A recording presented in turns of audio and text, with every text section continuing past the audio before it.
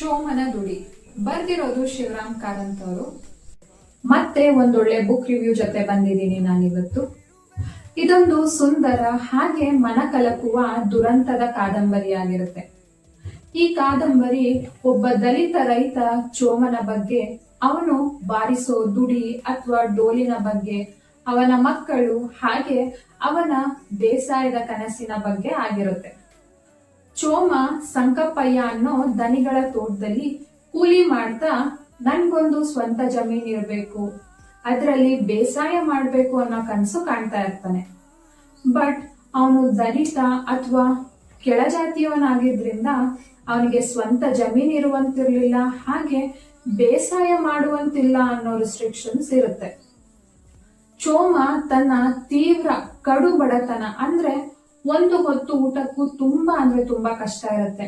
ಅವನ ಮಕ್ಕಳ ಸಾವು ಹಾಗೆ ಅವನ ಸಾಲದ ಹೊರೆಯಿಂದ ನೊಂದಾಗ, ಹಾಗೆ ಅವನ ಬೇಸಾಯದ ಕನಸಿನ ಬಗ್ಗೆ ಯೋಚಿಸಿ ಖುಷಿಯಾದಾಗ ತನ್ನ ದುಡಿಯನ್ನು ಬಾರಿಸುತ್ತಾ ಹಾಡ್ತಾ ಇದ್ದ.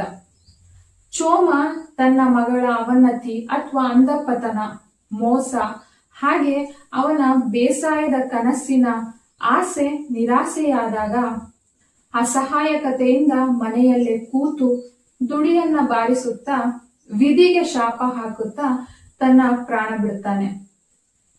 ಇದು ಈ ಕಾದಂಬರಿಯ ಒಂದು ಪುಟ್ಟ ಸಮ್ಮರಿ ಆಗಿರುತ್ತೆ.